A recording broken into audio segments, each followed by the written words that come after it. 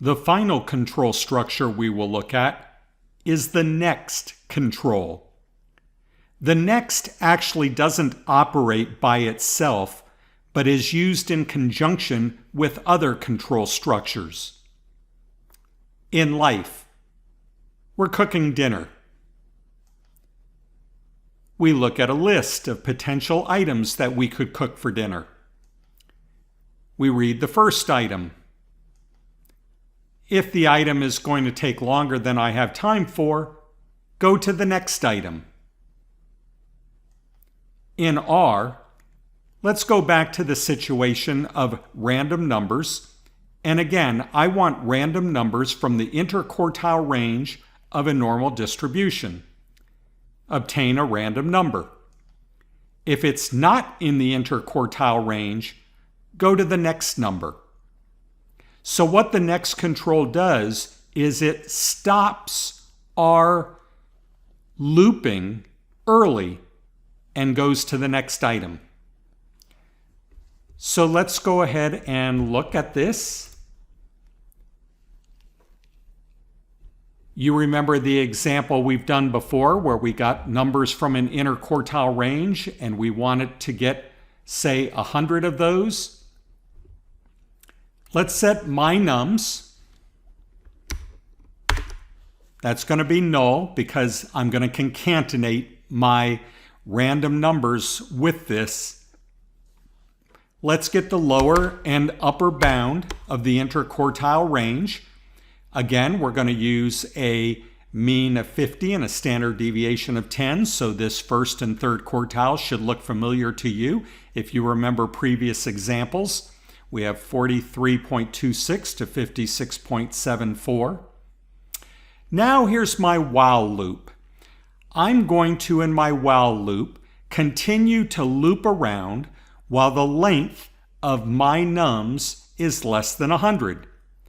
So if the length of my nums becomes equal to 100, I'll break out of this loop. I'll be done. I will have my 100 numbers that are in the interquartile range. So there's multiple ways of doing this, and I'm going to show you another way to demonstrate the next control structure. So let's take a random number. On line 240, we see we're taking a random number x, one of them, from a normal distribution with a mean of 50 and a standard deviation of 10. Now look what I'm doing. I'm doing kind of the opposite of what I did before when you saw this. I'm looking to see if it's outside of the interquartile range. If x is less than the lower bound, that is less than q1, or, remember this is the Boolean or if x is greater than the upper bound, then look, next. So what does that next do?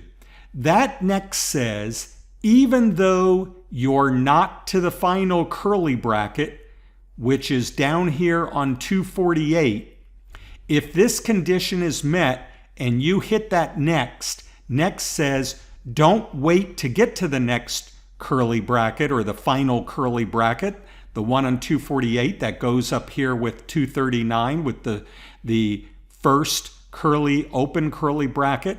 So the outer curly bracket is 239, the other one's 248.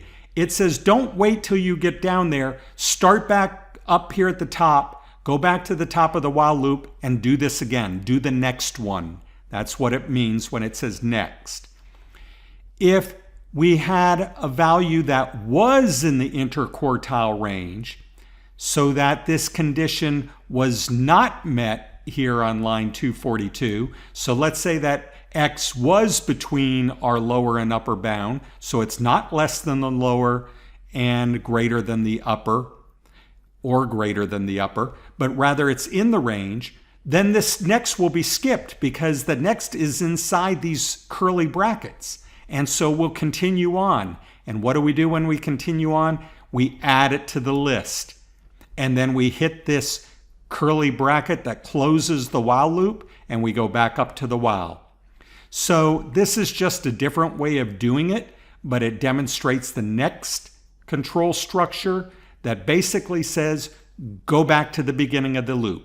This could be used in other kinds of loops, not just the while loop. It can be used in any kind of loop, so it goes hand in hand with other control structures.